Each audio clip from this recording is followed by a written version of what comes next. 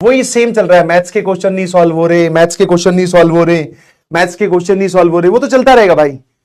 अगर आप सच में सीरियस हैं और अपने रैंक को लेकर, अपनी जेई प्रिपरेशन को लेकर और अपनी सिलेक्शन को लेकर, तो जिनसे सॉल्व नहीं हो रहे ना, तो वो पक्का आइडेंटिफाई करता कारण कि क्या कारण है, क्यों नहीं सॉल्व हो रहे।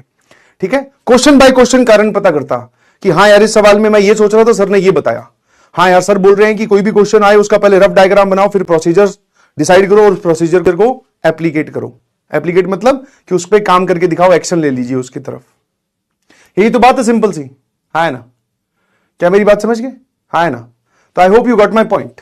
ठीक है, तो क्वेश्चंस में हम क्या करते हैं, सबसे पहले कोऑर्डिनेट ज्योमेट्री का रफ डायग्राम, उस डायग्राम में सारी इंफॉर्मेशन हम प्लॉट कर देते हैं, सारी इंफो। इससे फायदा क्या होता है सर, सारी इंफो डालने से, ताकि हमें वो लैंग्वेज बार बार नहीं पढ़नी पड़ती, वो जो कहानी है। ठीक है, उसके बाद में हम एक प्रोसीजर डिसाइड करते हैं और फिर प्रोसीजर पे हम एक्शन लेते हैं और एक्शन से हमारा आंसर आता है। अगर आप ये स्टेप्स फॉलो करना सीख गए कोऑर्डिनेट ज्योमेट्री में, तो there is no harm in this. बहुत मजा आने वाला है आपको कोऑर्डिनेट ज्योमेट्री के क्वेश्चंस में। ठीक है, क्योंकि रिजल्ट बेस्ड है। जैसे आपने रिवीजन की है तो आपने मेरे ख्याल से स्ट्रेट लाइन की भी रिवीजन कर ली होगी, इंफॉर्मेशन अबाउट ट्राइंगल, ठीक है, सारी बातें आपने देख ली होगी। ठीक है, पोल क्या है, फीलिंग कॉन्फिडेंट इन मैथ्स। ठीक है ना? देखो भाई, मैथ सब्जेक्ट का जो बेसिक नेचर है दैट इज टफ, कोई दिक्कत नहीं है। टफ मतलब कैलकुलेशन करनी पड़ती है, प्रोसीजर सोचना पड़ता है, कई बार रैंडम चीजें भी होती हैं। कॉन्फिडेंट से यहां से मेरा मतलब है कि प्रैक्टिस कर रहे हैं और लगे हुए हैं। समझ में आया कि नहीं समझ में आया?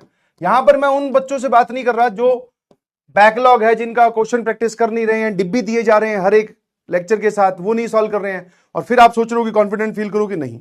ठीक है, तो कितने परसेंट जनता जो कॉन्फिडेंट है वो थम्स अप करके भेजेंगी, और जो कॉन्फिडेंट नहीं है वो थम्स डाउन कर देंगी। ठीक है जी, तो वोट टाइप का है, 30 सेकंड में आप अपना जवाब दीजिए। जवाब दीजिए, जो कॉन्फिडेंट है, जो कॉन्फिडेंट नहीं है, नॉट कॉन्फिडेंट, कॉन्फिडेंट। चलिए,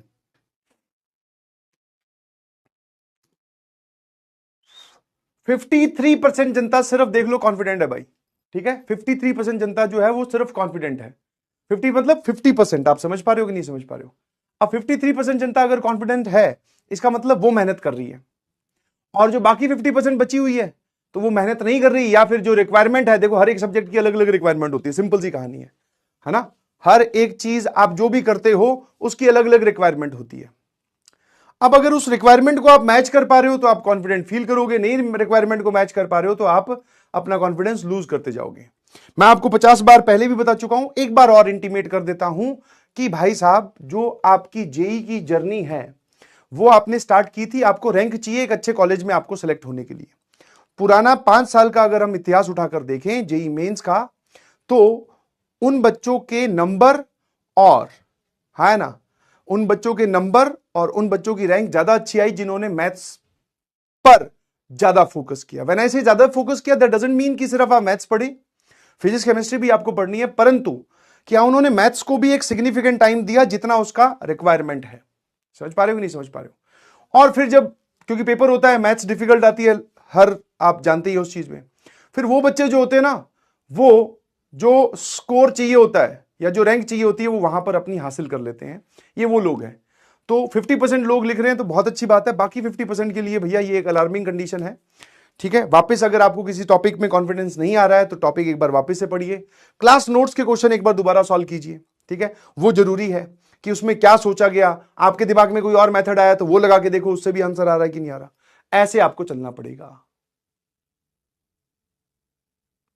ठीक है, हाँ, प्रैक्टिस करनी पड़ेगी भाई, और प्रैक्टिस की मैं अपनी तरफ से कोई कमी नहीं छोड़ रहा हूं, बिकॉज डिब्बी भी दे रहा हूं, क्लास में भी हम बहुत सारे क्वेश्चन सॉल्व कर रहे हैं। तो कमी अगर अब कहीं से है तो आपको एक बार इंट्रोस्पेक्शन की जरूरत है, अपने गिरेबान में झांक के देखने की जरूरत है भाई। ठीक है, हाँ ना? मैथ्स का पेपर टफ आता है, फिजिक्स केमिस्ट्री का आसान आता है।